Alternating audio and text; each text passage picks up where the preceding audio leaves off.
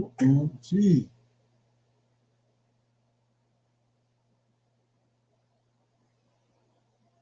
Hebrews, Hebrews.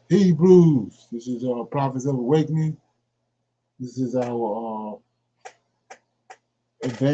women's advanced Bible study hour. We're gonna the 30th of June, 2022.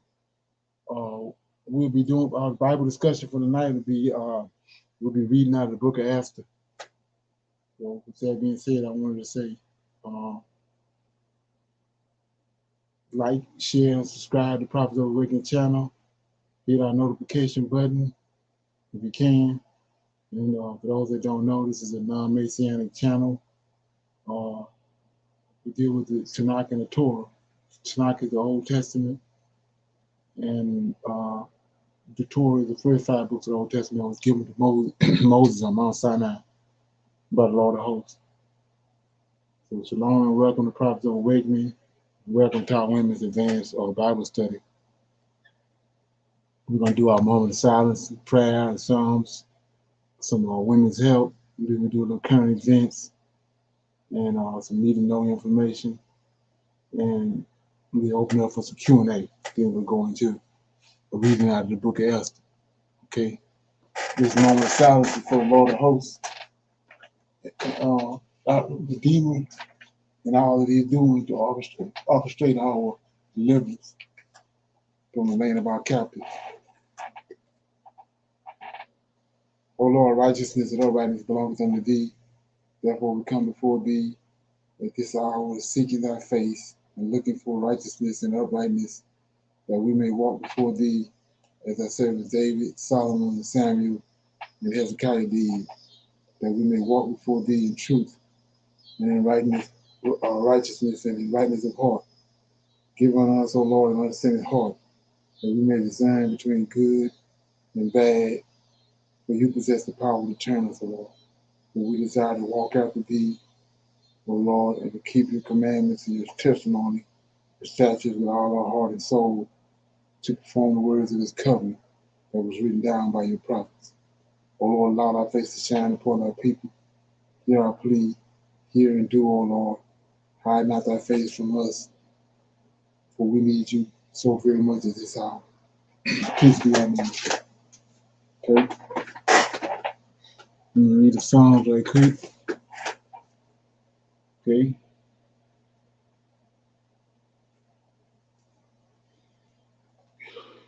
Okay.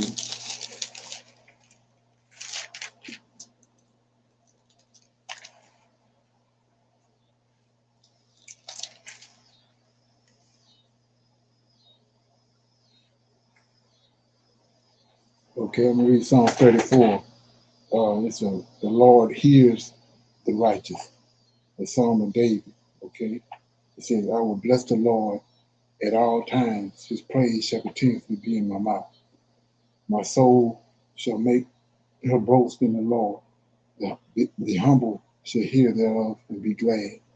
O magnify the Lord with me, and let us exalt his name together. I sought the Lord, and he heard me, and delivered me from all my fears. They looked unto him and were lightened, and their faces were not ashamed. This poor man cried, and the Lord heard him and saved him out of his troubles. The angel of the Lord encamped round about them that fear him and deliver them. O taste and see, the Lord is good. Blessed is the man who trusts in him. O fear the Lord, ye his saints, for there is no want to them that fear him. Okay? The young lions do lack and they suffer hunger, but they that seek the Lord shall not want any good thing. Come, ye children, hearken unto me. I will teach you the fear of the Lord. What man is he that desireth life and loveth many days, that he may see good? Keep thy tongue from evil, and thy lips from speaking guile. Depart from evil, do good, seek peace, pursue it. The eyes of the Lord are upon the righteous, and his eyes and his ears are open to their cry. The face of the Lord is against them that do evil, to cut off the remembrance of them from the earth. The righteous cry, the Lord heareth, and delivereth them out of all their troubles. The Lord is nigh unto them that are of broken heart, and saveth such as be of a contrite spirit. Many of the afflictions of the righteous, but the Lord delivereth him out of them all. He keepeth all his bones, not one of them is broken. Evil shall slay the wicked, and they that hate the righteous shall be desolate. The Lord redeemeth the soul of the servants, and none of them that trust in him shall be desolate. Okay, that was Psalms 34. The Lord hears the righteous, right? It says, I want to read verse 7. It says, the angel of the Lord encamped round about them that fear him and deliver him. So let's look at that again. The angel of the Lord encamps around about them that fear him. See that? And deliver them. Let that affirmate. Okay? So anybody else got any comments on Psalm 34?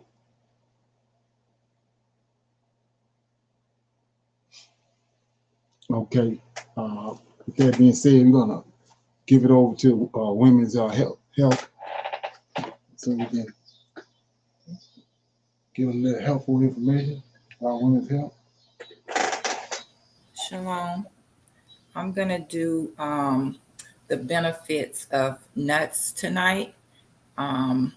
They have some surprising benefits that I think is very informational. So nuts are extremely beneficial parts of any diet, and they contain a wide variety of health benefits that include their ability to balance cholesterol levels, increase heart health, reduce blood pressure and clots, boost the immune system, aid in weight loss, improve digestive function. It helps the body's metabolism, increase skin health, reduce the risk of cancer, helps prevent anemia, protects against viral and fungal infections, and increase red blood cell counts. The most common types of nuts are almonds, Brazil nuts, pistachios, cashews, chestnuts, hazelnuts, pecans, and walnuts. Another unexpected type of nut is coconut, which has some unique health benefits as well. Nuts are loaded with heart healthy fats, protein, fiber, antioxidants, vitamins, minerals, and so much more. They can be enjoyed whole or chopped up on food. Their healthiest is raw or toasted. Store them at room temperature or put them in the fridge or freezer to keep them fresh for longer. You can enjoy them on their own or pair them with other nutritious foods like fruits and vegetables. I'm going to read Genesis 43, 8 through 11. Judah as surety for Benjamin. Verse 8. And Judah said unto Israel his father, send the lad with me, and we will arise and go, that we may live and not die, both we and thou, and also our little ones. 9. I will be surety for him. Of my hand shall thou require him. If I bring him not unto thee, and set him before thee, then let me bear the blame forever. For except we had lingered surely, now we had returned this second time. Verse 11. And their father Israel said unto them, if it must be so now, do this, take of the best fruits in the land in your vessels, and carry down the man a present, a little balm, a little honey, spices, and myrrh, nuts, and almonds. That was Genesis 43, 8 through 11. Okay. Yeah. So yeah, you'd be surprised that I did a little research on my own when it came to those nuts, and Those nuts serve a big purpose dealing with the human body and bring health and replenishing the body. Those nuts do a lot. Right, right. They should be incorporated into your daily diet. Okay. Yes. Okay. Okay. So with that being said, we're gonna go into our current events. And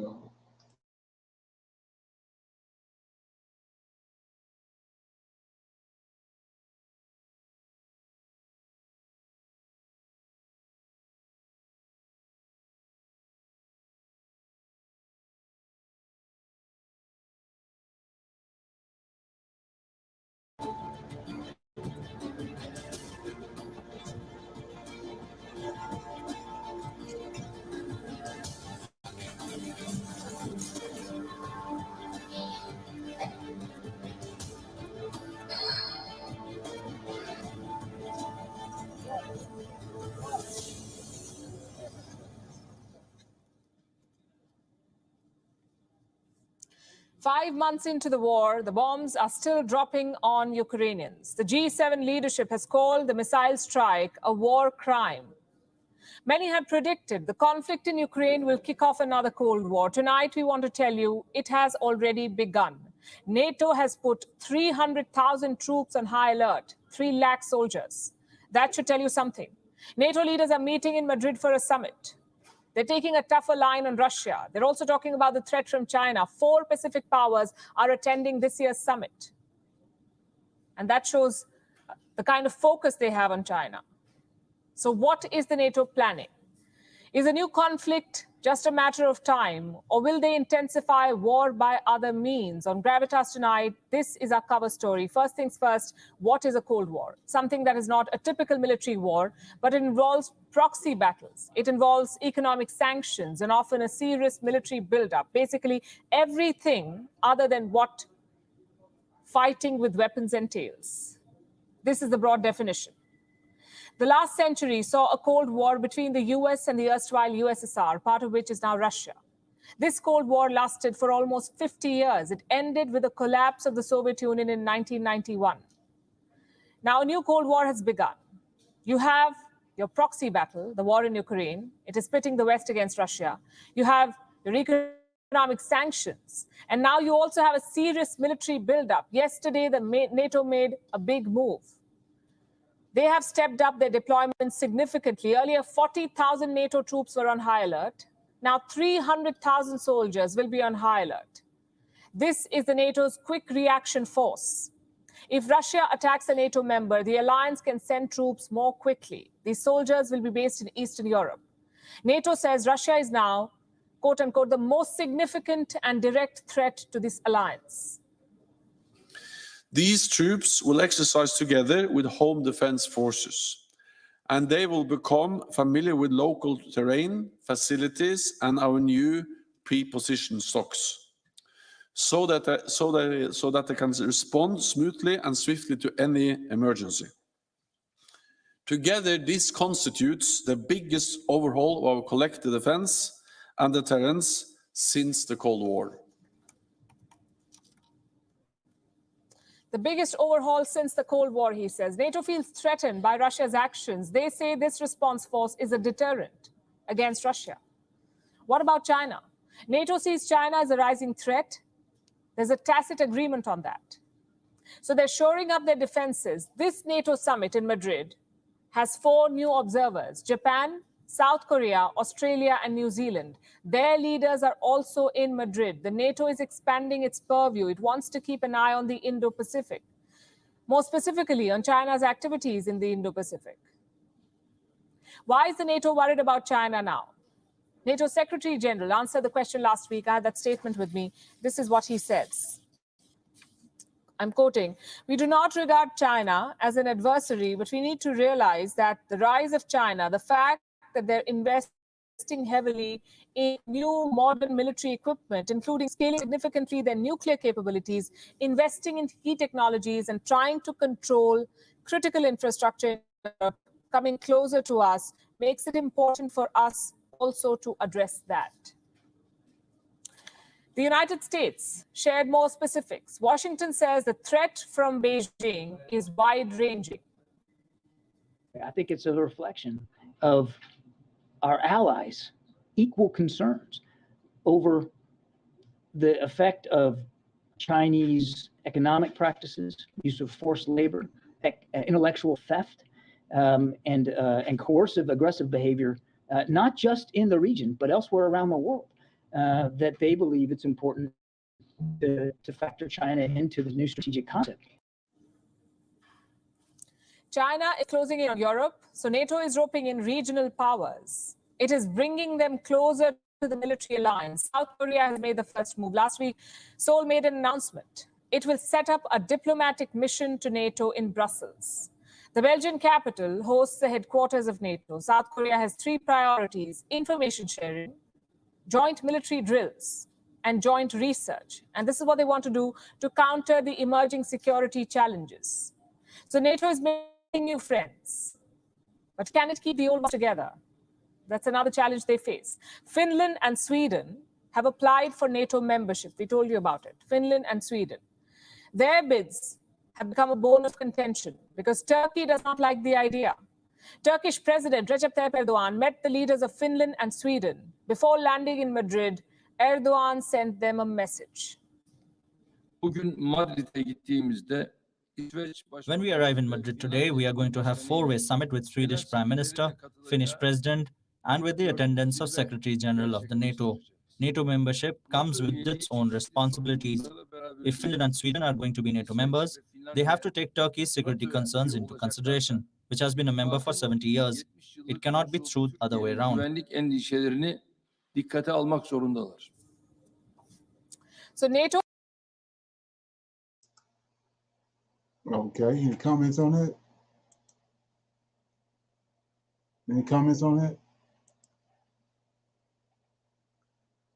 So, yeah, so what you're looking at is they just wrapped up and with 300,000 troops. They don't tell me one thing. So and from day one, Putin already warned them. Everything they're doing, he already warned them about it. He warned Sweden and Finland about joining NATO. He warned America about sending weapons to stay out of the war, sending weapons to Ukraine. They didn't disregard all that. Okay.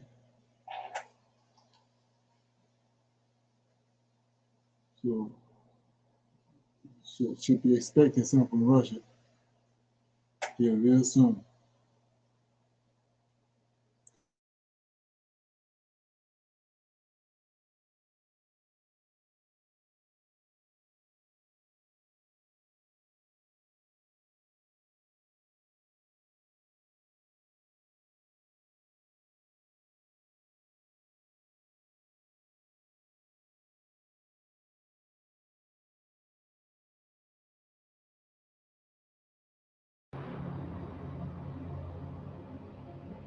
It's official. According to industry insiders, the supply chain nightmare that has been plaguing the United States for the past couple of years is set to remain for the long term, aggravating shortages and resulting in a historic slowdown in domestic production at the same time that retailers grapple with record shipping costs and a weakening consumer demand. Even though many were expecting the crisis to ease now that the health crisis started fading away, experts say that's not the case at all. In a repeat of the 2021 scenes, thousands of empty containers are piling up at U.S. ports, contributing to 5-digit container prices, as well as the worst delivery delays on record and empty shelves all across the country. In some places, rationing has already begun, and the trend is expected to intensify as we move into the second half of the year. There's a lot to cover in today's video, but before moving on, please give us your support by leaving a thumbs up and subscribing to our channel to stay updated with the most important news. Approximately 4 million containers are stuck outside ports worldwide as congestion takes a turn for the worse. As analysts with logistics company RBC noted, that's the perfect recipe for even higher shipping costs. When ships are scarce, regardless of whether due to an increasing number of vessels queuing at a port or true demand, prices see upward pressure, they wrote in a report released last week. The analyst also highlighted that supply chains are seeing the worst delivery delay on record right now. The time of turnaround, known as TOT, continues to rise, leading more ships to get stuck in queues outside U.S. ports, they wrote, adding that they expect freight rates to remain elevated for a protracted period due to scheduling problems, given that less than 15% of ships are arriving on time.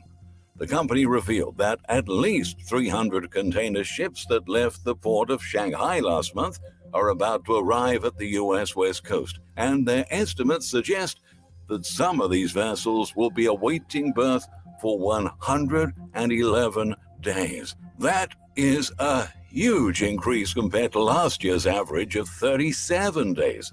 Port congestion is worsening, becoming increasingly widespread. Michael Tran, RBC's head of digital intelligence strategies, said in the report. The plethora of problems is having a domino-like negative compounding effect across various markets, he emphasized. In the past 12 months, container costs have risen tenfold, jumping from $3,000 to $30,000. This year's shipping interruptions in China and Europe have exacerbated the container shortage and have driven prices to unprecedented levels, according to Josh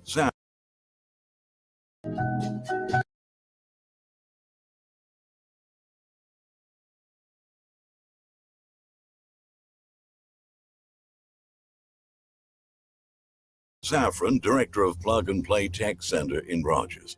RBC also pointed out that the Russian aggression on Ukraine has prompted insurance companies to raise the cost of protection coverage for ships in the Black Sea. The increased insurance rates range between 1% and 5% of the value of the ship. Before the conflict, rates were only 0.25%. Moreover, with fuel supplies falling to their lowest level since 2007 and prices reaching all-time highs, RBC reported that operators are passing higher costs to customers. In a separate report released by Morgan Stanley on Monday, analysts said they don't expect capacity increases until late 2023. They predict that container prices in the spot market could reach up to $47,000 this summer, outlining that as the trucking industry faces labor shortages, that is also going to boost costs and increase delays. In a recent interview with Bloomberg, one industry insider said that supply chain problems will persist for the long term, despite eventual improvements in port congestion. By now, too many choke points have emerged across the system, and none of them can be fixed overnight. Tim Schwarth, Global Forwarding Freight CEO at logistics giant DHL, said while the flow of vessels and containers will start to ease as a global recession begins, conditions on global supply chains will never be the same. That have reported massive supply gluts: retail, electronics, furniture, clothing, and appliances. FreightWaves anticipates continued weakness until inventories are worked back down to normal levels, Fuller warns. This means that a massive production slowdown is already taking place as the mismatch between supply and demand continues. At the same time, the United States' largest hubs of Los Angeles and Long Beach in Southern California are dealing with a record influx of cargo as retailers stock up on back-to-school and holiday goods. But this is happening just as U.S. railroads and warehouses remain clogged, and thousands of dock worker contracts across the West Coast have expired. The vacancy rate at Southern California facilities is now around 0.3%, with a lack of availability particularly acute in the Inland Empire counties of Riverside and San Bernardino, Port of Los Angeles Executive Director Gene Soroka reported at a virtual meeting of harbor commissioners last week. During normal times, the vacancy rate stood as high as 15%, he said. We can't build these facilities fast enough. And even though we boast 2 billion square feet from the shores of the Pacific now out to the desert region of Southern California, we've got to turn that cargo out faster and have enough space under the roof to manage all of these consumer and manufacturing products, he stressed earlier this month.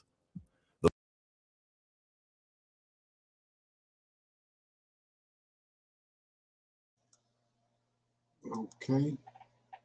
So you see what's going on with this with our shipping industry, how bad it is. So you have to ask yourself, why is they all over there in Ukraine business and not handling that? Because if it's not dealt with, you know where it's headed.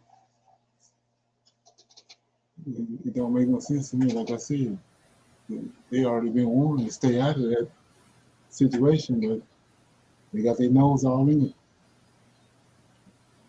Right. I was watching a video that the containers that they are unloading off of the ships that are just sitting on the docks in Right. California, that they are starting to break into those containers. Yeah, somebody stole 9 of them first of the week. Right. Yeah, I was watching a video on that. Right. Wow. And that's something. Well, yeah, you know, the longer they sit there, people they plotting, they trying to figure out some kind of way to get, you know, they don't take but one. Right. Okay, yeah, that's something. Yeah, okay. So with that being said, I got some need to know information. I thought this is pretty interesting. So, because I've been screaming it forever and a day, how just like one of those blatant lies, when you go back in history and you see it, that it's a blatant lie, but you have to ask yourself why. You know, so it's about Cleopatra. How, you know, I remember me coming up there how it was, you know, Cleopatra was hailed as one of African American, you know, people that you know stick out in our history. So they were saying that Cleopatra was a black, you know, queen in Egypt. But we're gonna find out that's a lie too. So here we go.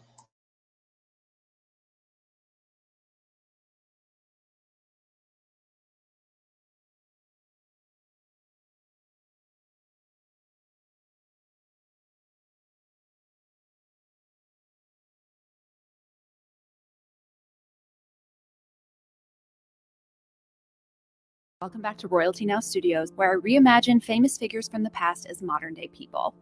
Today's question is, what did Cleopatra look like? Now, this is the subject of much debate, mostly because of her reputation for being so beguiling a character in history. I want to walk through what we know and we don't know about Cleopatra's appearance, as well as, of course, show some of my modern-day recreations of one of her statues. So if you guys have been following me for a while, you know that I have 2 versions of Cleopatra already, but I did make a third that is a new version, so I'm excited to show that one.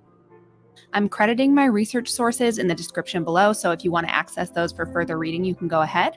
Also, make sure to follow me on Instagram at royalty_now_, where I post these images along with their history. So let's start with what we do know about Cleopatra. First of all, Cleopatra was mesmerizing. She was someone that could charm absolutely anyone. She threw amazing parties, she knew how to dress to impress, and spoke several languages. Her intelligence was really off the charts, and this was said to be the most intriguing thing about her. So there is one account by Plutarch saying that her beauty in itself was not altogether incomparable, nor such as to strike those who saw her. So that's a really common refrain about her, and that's, I think, why people believe that maybe her physical beauty was not unparalleled, but her charm was really immense. But Plutarch also goes on to say, and some of these are a little paraphrased, He also said she had already seen for herself the power of her beauty to enchant Julius Caesar, and that she was a woman who was conscious of her personal beauty and intensely proud of it. So he is then kind of contradicting himself, saying that she did have this immense physical beauty as well. And Dio says, for she was a woman of surpassing beauty, and at the time when she was in the prime of her youth, she was most striking. She also possessed most charming voice and a knowledge of how to make herself agreeable to everyone. So she just had such social and emotional intelligence. What we also know is we know about her basic facial structure. And luckily we have a lot of sources. There's a lot of images of Cleopatra that still exist for us today. So Cleopatra had many coins minted in her image that still survive today, and they all bear the profile of a woman with a strong aquiline nose, full lips, and a small sloping forehead. They all have this consistency in the way that she's portrayed. Luckily for us, Cleopatra visited Rome several times, and her likeness was captured by the Roman sculptors. Of course, there are many depictions of Cleopatra as well in Egyptian art, but Egyptian art really is more symbolic than meant to represent the specific person. However, during the late Republic, when Cleopatra was alive and visiting there when she was with Julius Caesar, the Romans liked realistic portraiture. I also mentioned that in my video about the appearance of Octavian Augustus and my other one about Livia, his wife. So their statues tried to capture the individual characteristics of a person more like a modern photograph. So even small things like wrinkles and asymmetries were captured. And I do believe they were a pretty reliable indicator of looks. Also, Cleopatra lived 2 years in Rome where she was in a relationship with Julius Caesar, so her presence was really real there, and many people became fascinated by Egyptian culture as a result of her residency. Also, she was a very visible public figure, and there were many statues of her erected throughout Rome, including an alleged giant statue of Cleopatra that Julius Caesar placed in a Roman temple, which caused quite the scandal. Cleopatra aligned herself strongly with the goddess Isis, so she would even dress as Isis in public at public parties in Rome. And Isis is essentially the Egyptian equivalent to the Roman goddess Venus. And so there were Roman statues showing her dressed as Venus with a cherub on her shoulder, and that was possibly meant to represent her son with Julius Caesar's Caesarion. Some other images we have of her are 3 possible, although unconfirmed, frescoes of her that are found at Pompeii.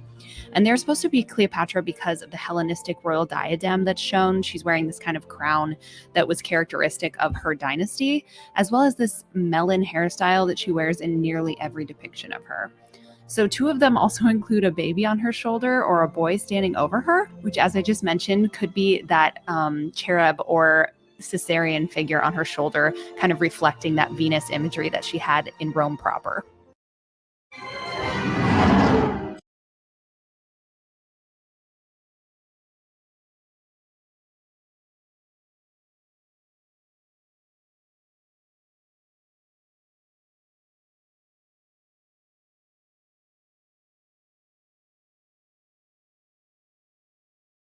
There are a couple things that we don't know for sure about Cleopatra's appearance, and that is her exact ethnic background.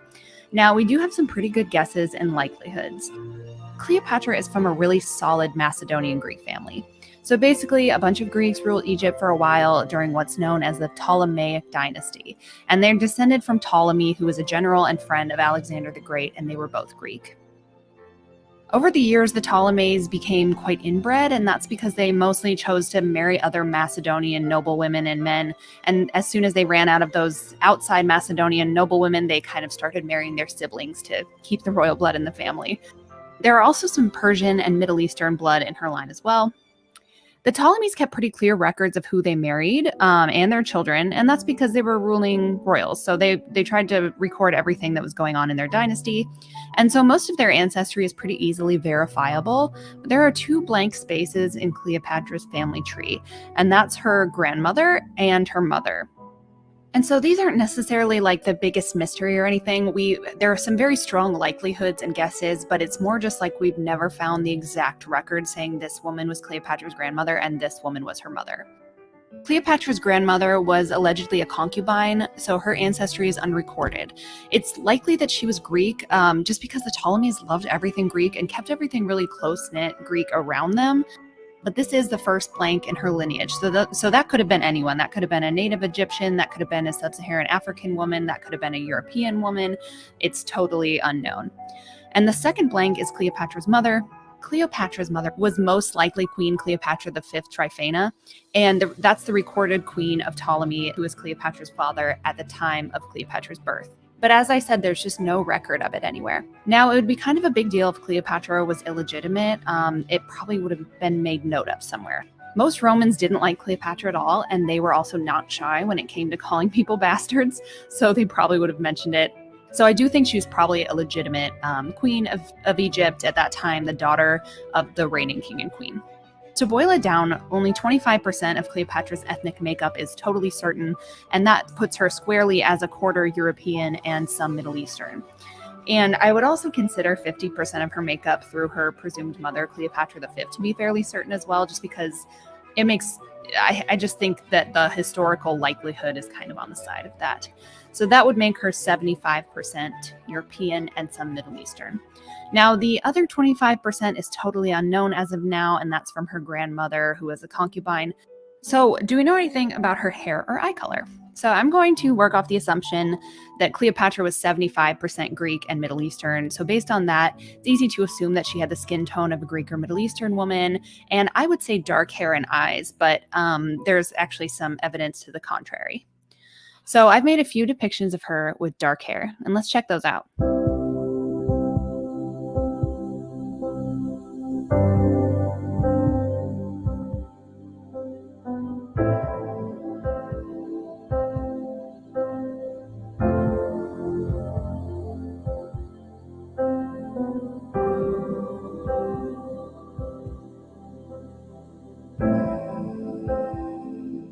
Something that throws a wrench in our assumptions about Greek women, Middle Eastern women having dark hair is that there are a couple of depictions of her with red hair that were made during her lifetime.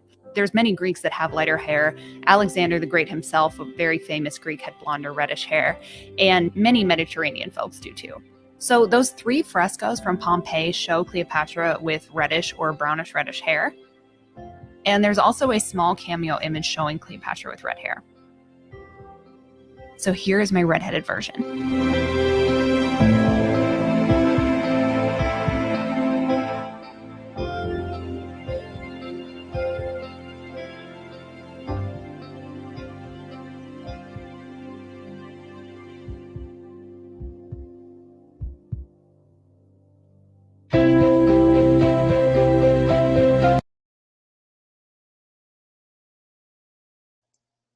Okay.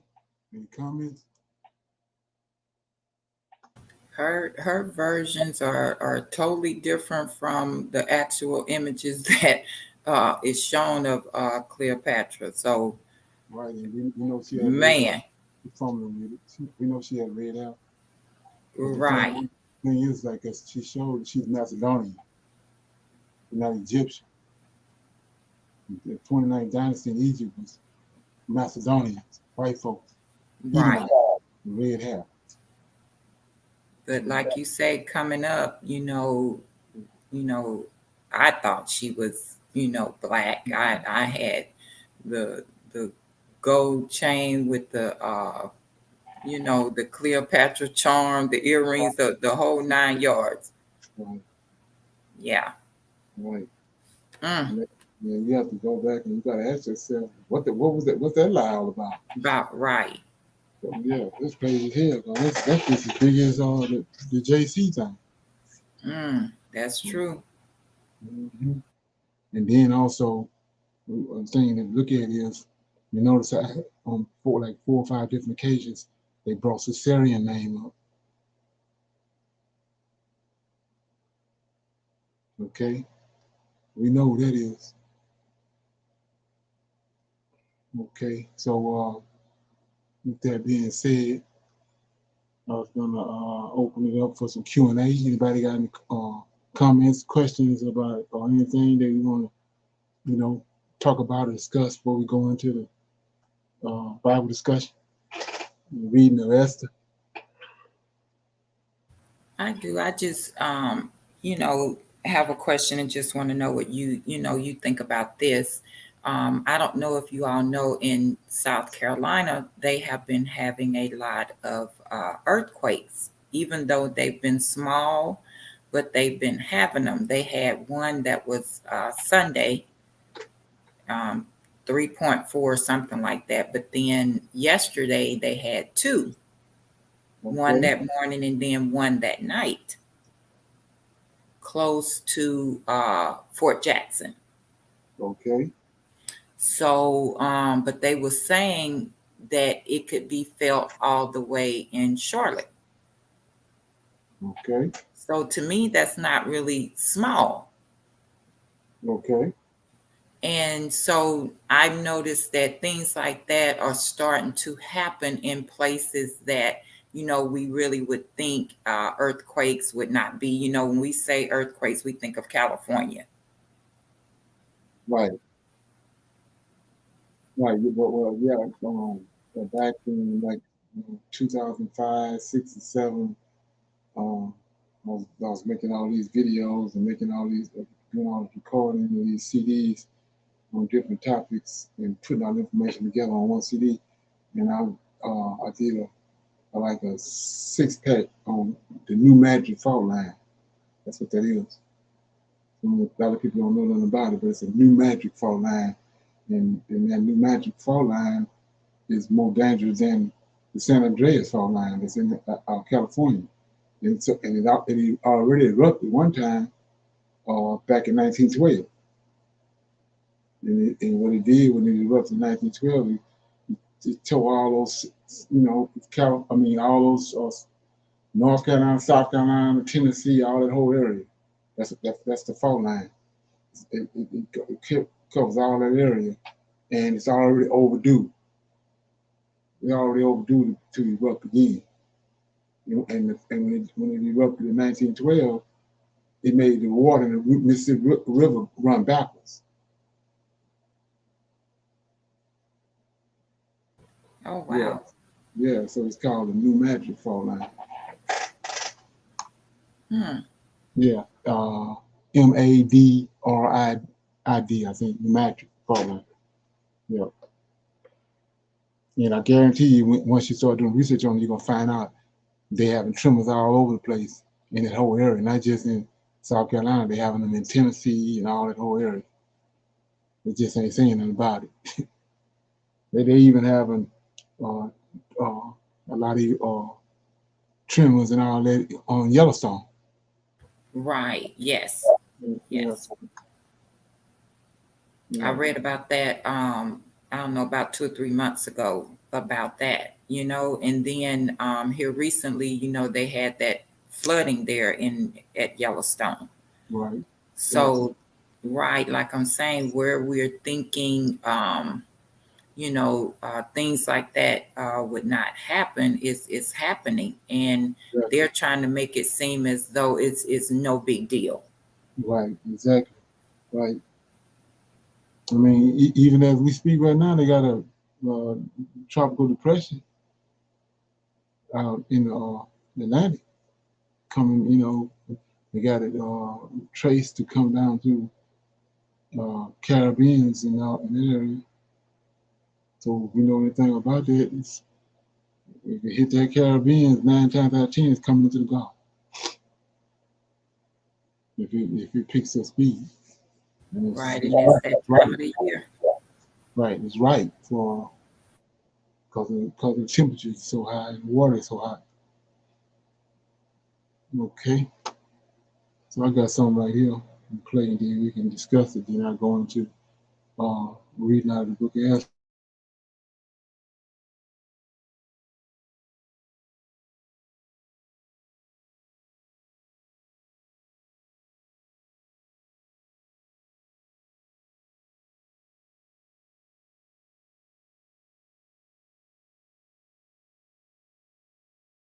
Appears to be 13.8 billion years old.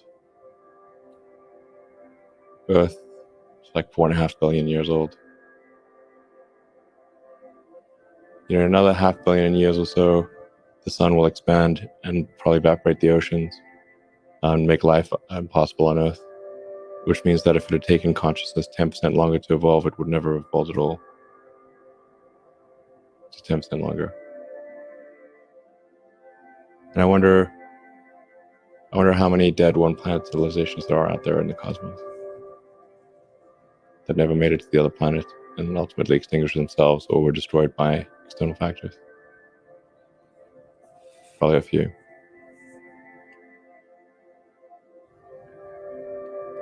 Look again at that dot. That's here. That's home. That's us. On it, everyone you love, everyone you know, everyone you've ever heard of, every human being who ever was, lived out their lives. The aggregate of our joy and suffering, thousands of competent religions, ideologies, and economic doctrines. Every hunter and forager, every hero and coward, every creator and destroyer of civilization, every king and peasant, every young couple in love, every mother and father, hopeful child, inventor and explorer, every teacher of morals, every corrupt politician, every superstar, every supreme leader, every saint and sinner in the history of our species lived there, on a mote of dust suspended in a sunbeam. Our planet is a lonely speck in the great enveloping cosmic dark. In our obscurity, in all this vastness, there is no hint that help will come from elsewhere to save us from ourselves. The Earth is the only world known so far to harbor life. There is nowhere else, at least in the near future, to which our species could migrate. This is not true. There are really two fundamental paths. History is going to bifurcate along two directions. One path is we stay on Earth forever, and then there will be some eventual extinction event. I don't have an immediate doomsday prophecy, but it's eventually, history suggests there will be some doomsday event. The alternative is to become a spacefaring civilization and a multi-planet species, which I hope you would agree that is the right way to go. Should be concerned about demographic implosion. So if you look at countries like Japan, most of Europe, China, and you look at the birth rates in a lot of those places is only at about half of the sustaining rate. When you have an inverted demographic pyramid, so if you look at the pyramid and you've got age variation, 60-year-olds, 50-year-olds, 40-year-olds, 20-year-olds, like sort of a demographic pyramid. Right. And in some countries, it's like an upside down pyramid, so it'll sort of fall over. So it will not stand. What we'll actually have in those countries is a very high dependency ratio, where the number of people who are retired is very high relative to the number of people who are net producers. And so you cannot, the social safety net will not hold. We didn't evolve for this because we sort of evolved to just always procreate, and there wasn't birth control or anything. Right. Just like have lots of babies. It's like pop the course and like hopefully some of them would survive. That was like all of human history until very recently. And now it's, you've got cases like Japan where adult diapers outsell baby diapers. Europe's in a similar situation. China's headed the same way because they've had the one-child policy, and then even though they've relieved the one-child policy, the social norm has become to have an average of one kid. So even when they relieved that requirement, it didn't change. You can imagine, like people sometimes say, well, what about immigration? It's like, okay, look, there's 1.5 billion people in China. Where is China going to get 700 million new people? Okay, that's like 3 Indonesias. It's like, it doesn't work. And the full gravity of this is not well understood, but will become a severe issue in the next few decades. So civilization here on Earth could end with a bang or a whimper. But it could also be like a whole series of things. Like what killed the dinosaurs? Well, right. It wasn't just one thing. Right. There was like a whole bunch of things happened in a row. They could have taken any one of those things. They had like 3 things happen, and no dinosaurs. If the species is going to survive, we kind of have to escape. It's mostly about the species. I mean, there have been some real doozies of massive meteors and super volcanoes, and the continents moved all over the place, and Earth's been a snowball and super hot. If you read like the geological history of Earth, it's like very long and complicated. And then there have been so many extinction events, not like just a few. Galactic timescale, even with sublight travel, you could absolutely colonize the whole galaxy, even some of the neighboring galaxies. Could you colonize the galaxy in a million years? Absolutely, the entire galaxy. Why do we need to build a city on Mars with 1 million people on it? Yeah, I think it's important to have a future that is inspiring and appealing. I mean, I just think that there have to be reasons that you get up in the morning and you want to live. Like, why do you want to live? What's the point? What inspires you? What do you love about the future?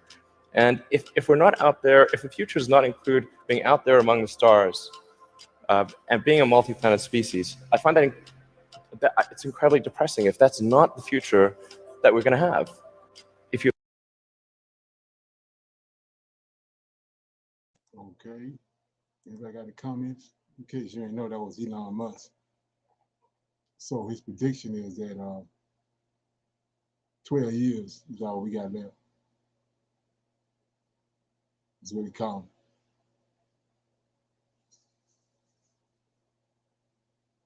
So the name of that is, if you want to watch all of it, is Elon Musk. Let's see. Elon Musk people don't realize what's coming. Okay. Any comments on that? Elon Musk is doing just as much as Bill Gates. Right. Exactly. He has his hands in a lot of things that are not good. I'm gonna put it that way. So yeah, he's another one to keep your eyes on. Right. They operating through him. Powers that be are operating through him. Yeah. Gates made that prediction about COVID. Right. And Elon Musk. Say that again. The jab.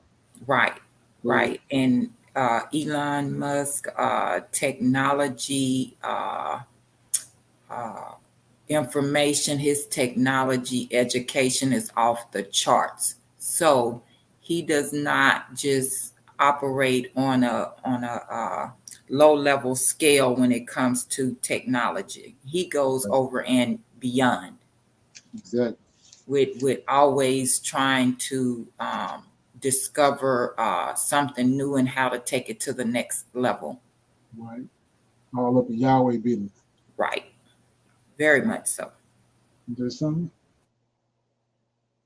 Okay, yeah. So with that being said, I'm going to pick it up and we're going to go to our Bible discussion, which is, Esther. I'm going to read chapters 1 and 2. And then we'll talk about it and then we'll close out. So it says, now it came to pass in the days of Ahaz. This is Ahaz, which is reigned from India even to Ethiopia, over 107 and 20 provinces. That in those days, when the king Ahaz sat on the throne of his kingdom, which was in Shushan palace, in the 3rd year of his reign, he made a feast unto all his princes and to his servants. The power of Persia and Media, the nobles and the princes of the province, being before him, when he showed the riches of his glorious kingdom and the honor of his excellent majesty many days, even 180 days. And when these days were expired, the king made a feast unto all the people that were present in Shushan, the palace, both unto great and small, 7 days, in the court of the garden of the king's palace, where were white, green, blue hangings fastened with cords of fine linen and purple to silver rings and pillows and marble, and the beds were of gold and silver on the pavement of red and blue and white and black and marble. And they gave them drink in the vessels of gold, the vessels being diverse one from another, and royal wine in abundance according to the state of the king.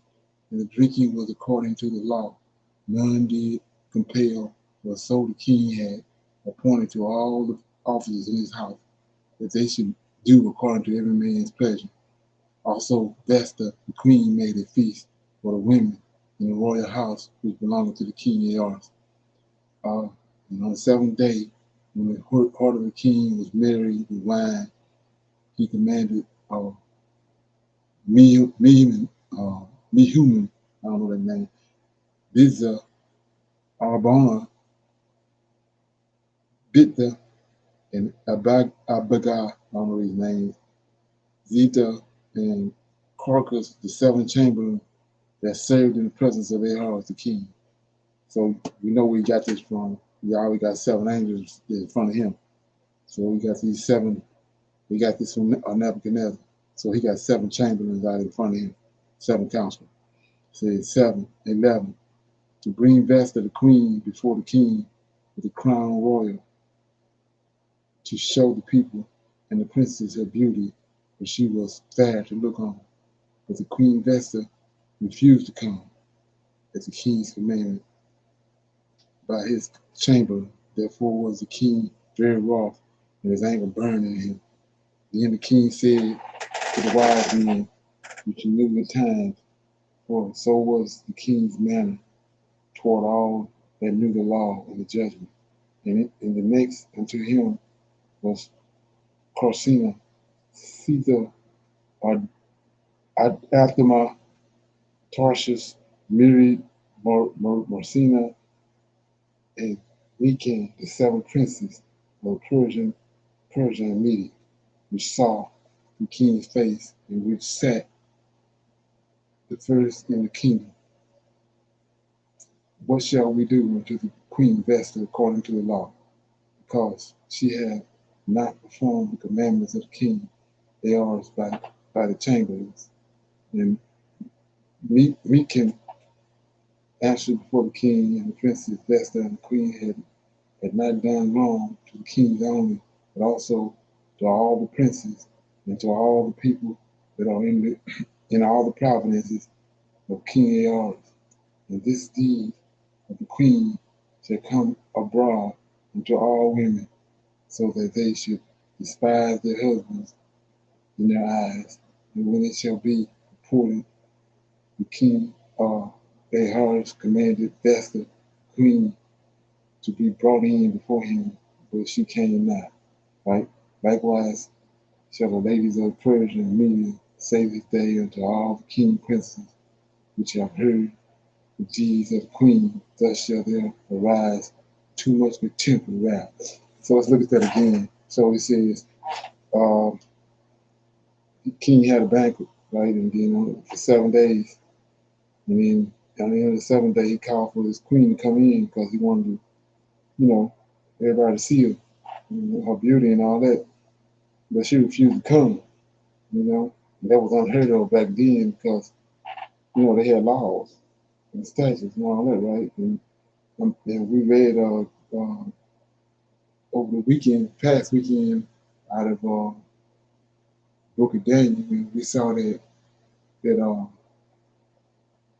he made Nebuchadnezzar was so overtaken by Daniel that he saw Daniel as a god, because Daniel was able not only to break down his vision, but he was also able to tell him what the vision was. So Nebuchadnezzar took it as if Daniel was a god, right? So if he took it as and he elevated Daniel, it means that Daniel implemented the law, statutes, and judgments of the Most High in Babylon, just like Joseph did. Pharaoh was overtaken by Joseph. He put Joseph in charge. He said, he put a ring on his finger and a gold necklace around his neck and said, there's nobody greater in Egypt than Joseph except him. So that means that we know Joseph implemented the law, statutes, and judgments from the Most High. So let's read this right here. 15. Well, what shall we do unto the queen, right? Vesta, according to the law. See that? Because she had not performed the commandments of the king by the chamberlains, right? And Mecan answered before the king and princess, Vesta, the queen, have not done wrong to the king only. So by her doing this, disrespecting the king, he's saying that not only does she disrespecting the king, but let's read it. He says that the princess, Mecan answered before the king and the princess, Vesta, the queen, has not done wrong to the king only, but also to all princes, all men in the kingdom, and to all the people that are in all the provinces, 172 provinces of the king Ahaz, for this deed of the queen shall come abroad. But he's saying it's going to catch. It's going to be infectious. And not every woman going to want to do it. He said, for the deed of the queen shall come abroad unto all women, so that they shall despise their husbands in their eyes when it shall be reported. And the king Ahaz commanded Vesta, the queen, to be brought in before him, but she came not. Likewise shall the ladies of Persia, look at this, likewise shall the ladies of Persia and Media say this day unto all the king's princesses which have heard the deeds of the queen, thus shall there arise too much contempt and wrath. So it's saying that if judgment ain't brought on this, it's going to spread. And so we go to the law, right? You can't get a kid when a man and two men get together. You can't get no kid. Two women get together. You can't get no kid. So the Creator, Most High, said in His laws, in His statutes and His judgments that if two men are found in Israel laying together, take them outside the city and stone them to death. Same thing with the woman. Or if you catch a man and woman in adultery. And so we didn't got away from that because we over here, the laws, these ain't our laws. We ain't in charge, so we can't keep our laws. But he said you catch a man and a woman in adultery, take them outside the city and kill them. Why? Because it's going to spread. It's the same thing when you get bit by a snake. The first thing you do is you cut it and suck the poison out and spit it out. Cut it off. If you don't, the poison going to spread. So it's the same thing with that. So look at America, the state of America, and the issues that it's got. So I'll go back to these laws, and they haven't been judged. Ain't no judgment on them. And look how everything is manifested and spread and out of control. You know what I'm saying? So anyway, 19 says, if it please the king, let there go a royal commandment from him, and let it be written among the laws of the Persians and the Medes, that it be not altered. And Vesta come no more before the king Ahaz, and let the king give her royal estate unto another that is better than she. And when the king decree, we shall make, when the king decree which he shall make shall be published throughout all the empire, for it is great. All the wives shall give to their husband honor, both to the great and the small. So if they don't do this, like he said, it's gonna be some serious repercussions behind it. If they don't deal with it, cut it all right up, right? So 21 says, and the sayings pleased the king and the princes, and the king did according to the words of Micaiah, right? For he sent letters into all the king's provinces, into every province according to the writings thereof, and every people after their language, that every man should bear rule. Look at this, that every man should bear rule in his own house, and that it should be published according to the language of every people. So go back and read that 22 again. For he sent letters. This is the king. Ahaz sent letters into all the king's provinces, 172, in every province according to the writing thereof, and to every people after their language, that every man should bear rule over his house, and that if he should be published according to the language, and it should be published. So what he's saying right here, you got a problem. If you ain't bearing rule over your house, it's a problem. Okay? If he ain't bearing ruling over his house, it's a problem. Okay? So anyway, that was Esther chapter 1. Anybody got any comments on anything that was read or anything that was brought out? Any comments? Okay. So chapter 2. Because of the events that happened with Vesta, Esther was made queen. So I'm in chapter 2. So after these things, when the wrath of the king Ahaz was appeased, he remembered Vesta and what she had done and what was decreed against her. Then said the king's servants that ministered unto him, let there be a fair young virgin, let there be fair young virgins sought for the king. And let the king appoint officials in all provinces of his kingdom, that they may gather together all the fair young virgins unto Shushan in the palace, to the house of the women, to the custody of the hedge, the king's chamberlain, keeper of the women, and let their things be, let the things for purification be given them, and let the maidens which pleases the king be queen instead of Vesta, and the thing pleased the king, and he did so. Now in Shushan, the palace, there was a certain Jew whose name was Mordecai, the son of Jar, the son of Shimea, the son of Kish, a Benjamite, who had been carried away from Jerusalem with the captivity which had been carried away with Jeconiah, king of Judah, whom Nebuchadnezzar, the king of Babylon, had carried away. And he brought up Hadassah, that is Esther, his uncle's daughter, for she had neither father nor mother, but the maid was fair and beautiful, when Mordecai, when her father and mother were dead, took her to his own daughter. So it came to pass, when the king's commandments and his decree was heard, and when many maidens were gathered together unto Shushan palace to the custody of Haman, that Esther was brought also into the king's house to the custody of Haman, keeper of the women. And the maiden pleased him, and he obtained kindness of him. She obtained kindness of him, and he speedily gave her things for purification, and such things as belonged to her, and 7 maidens, which were meant to be given her out of the king's house. And he preferred her and her maids to the best place in the house of the women. Esther had not showed her people nor her kindred, for Mordecai had charged her that she should not show. And Mordecai walked every day before the court of the women's house to know how Esther did and what should become of her.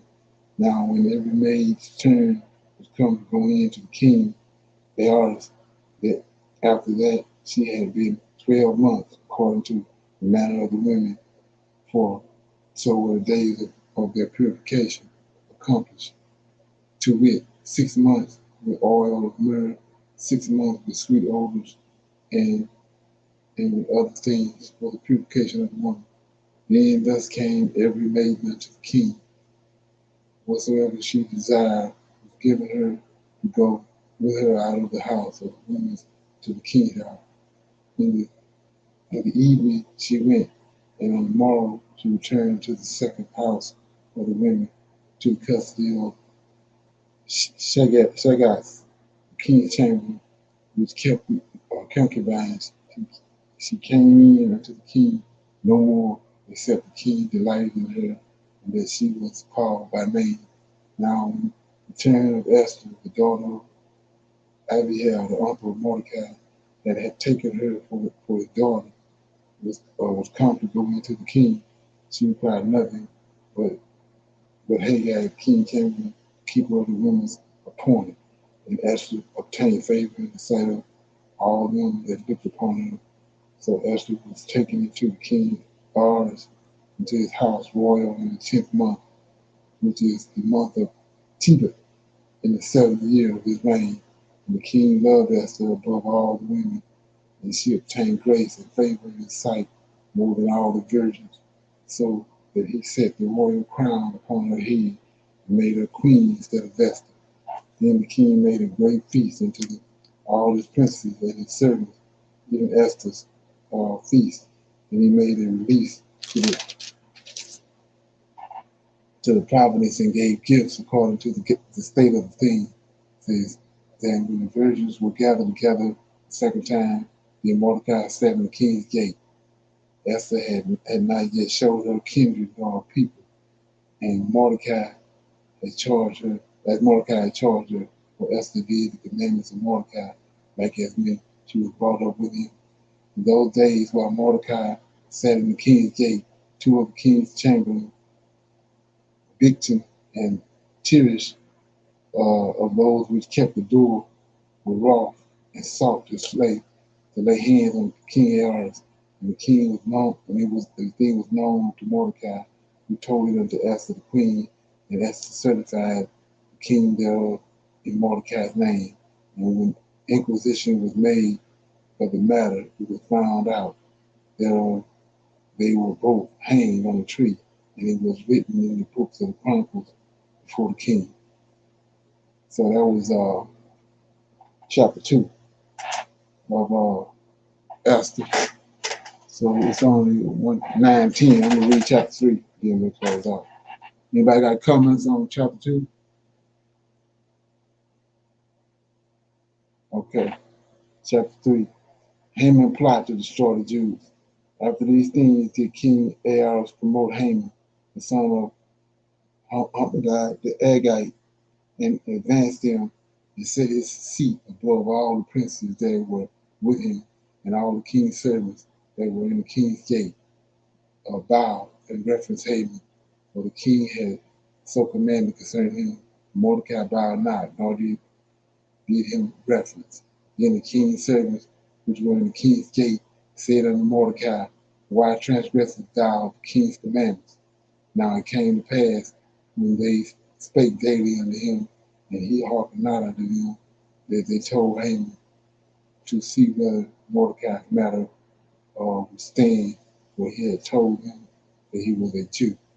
And when Haman saw that Mordecai bowed not, nor did him reference, then was Haman full of wrath, and he brought scorn to lay hands on Mordecai alone, for they had showed him the people of Mordecai. Wherefore Haman sought to destroy all the Jews that were throughout the whole kingdom of Ahasuerus, even the people of Mordecai. Okay, in the first month, that is the month of Nisan, in the 12th year of the king Ahaz, they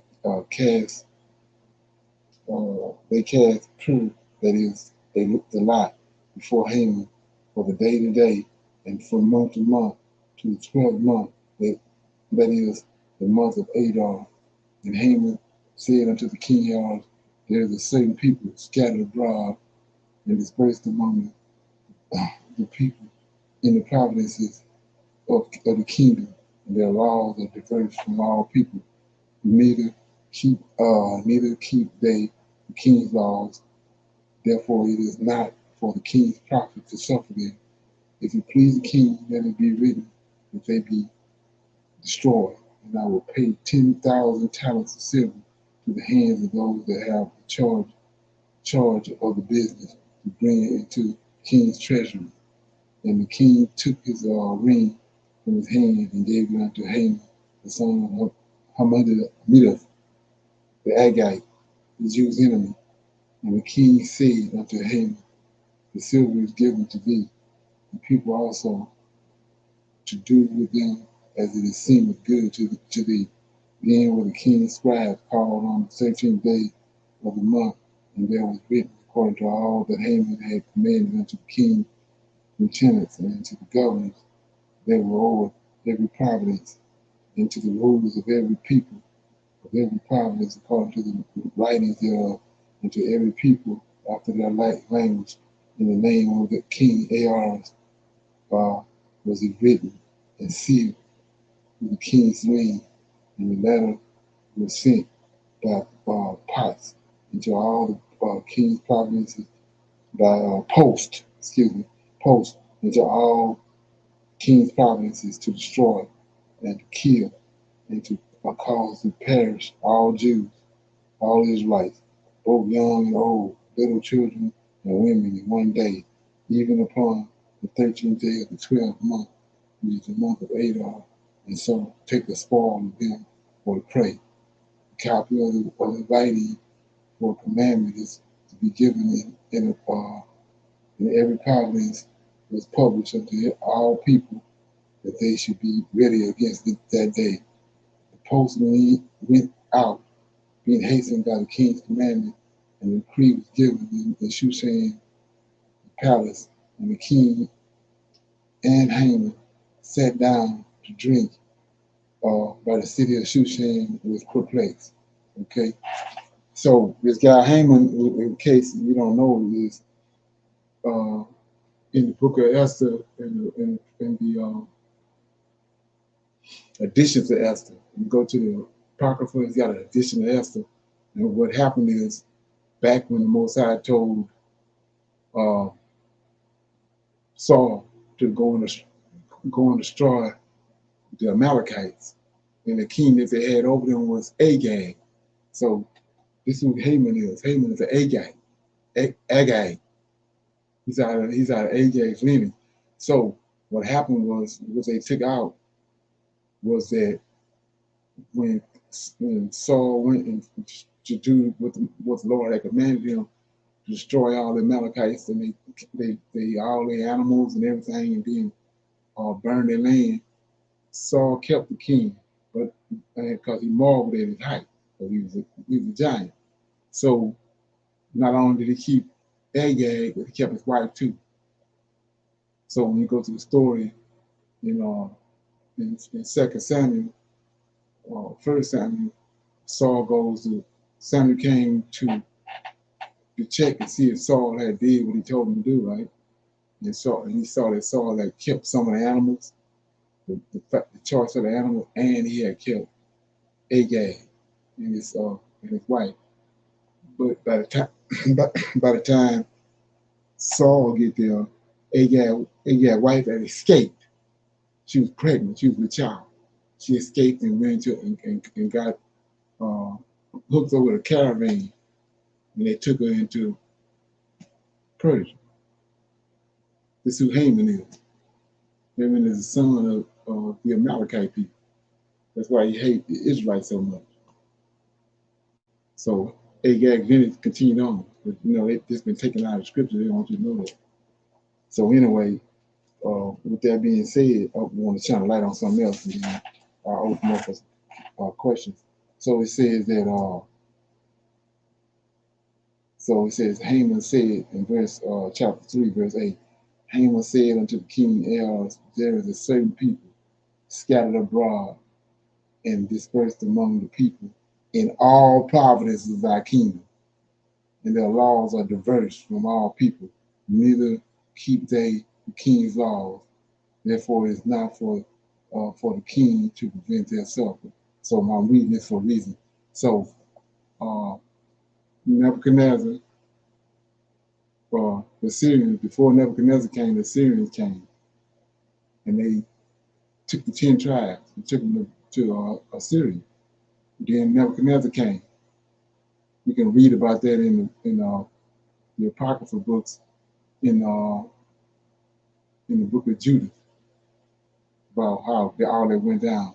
So Nebuchadnezzar came and conquered all those kingdoms. Assyria is one of them. So now the 10 tribes is under Nebuchadnezzar. Nebuchadnezzar, not only did he come and get the northern kingdom, the southern kingdom, but he already had control of the 10 tribes because he conquered the Assyrians. So look what he's saying right here. It's another one of them lies I'm telling you about. Esther chapter 3, verse 8. And Haman said unto the king Ahaz, there is a certain people scattered abroad and dispersed among the people in all provinces. Syria is one of them. So 10 tribes, he's talking about all Israelites, all 12 tribes. And their laws are diverse from all people, right? Because they got the laws of the Most High. Neither keep they the king's laws. They keep Yahweh, Lord of hosts laws. Therefore, it is not for the king's prophet to suffer them, right? So you say, why am I showing you this? So I'm just trying to get you to think. So now I'm going to go to Ezra. So I'm in Ezra. And this is the proclamation of the commandment that went forth for the Israelites to leave Babylon. So, and it was already prophesied that Cyrus is going to do it, right? So it says, now, in the first year of Cyrus, king of Persia, that the word of the Lord by the mouth of Jeremiah might be fulfilled, the Lord stirred up the spirit of Cyrus, king of Persia, that he made a proclamation, a commandment, throughout all his kingdom, and put it in writing, saying, thus says Cyrus, king of Persia, the Lord God of heaven, right? See that? The Lord God of heaven, Michael, have given me all the kingdoms of the earth, and have charged me to build him a house in Jerusalem, which is in Judea. Now here we go. 3. Who is there among you of all? See that? His people. His God be with him, and let him go up to Jerusalem, which is in Judea, build the house of the Lord God. He is God, which is in Jerusalem. See that? So we shouldn't let you know right here and in the book of Esther, that all 12 tribes went back. I want you to know that. Okay?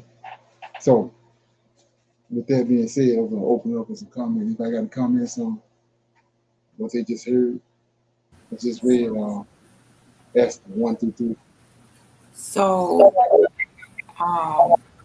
Haman knew who the people were, but because I want to understand it, is it that the king did not know? He didn't bother to question who are these people?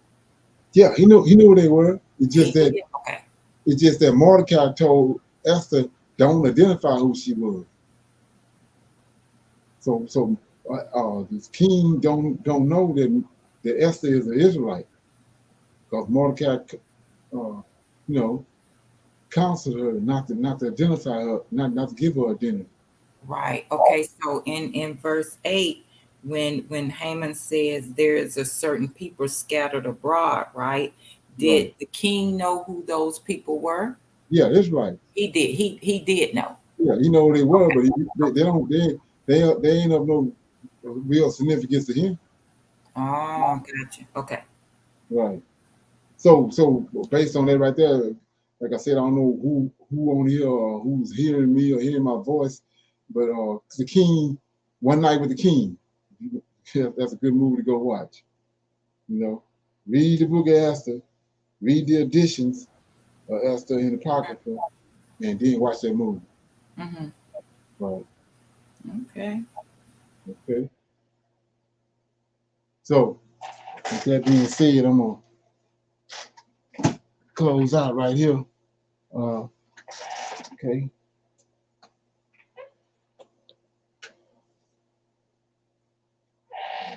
Okay.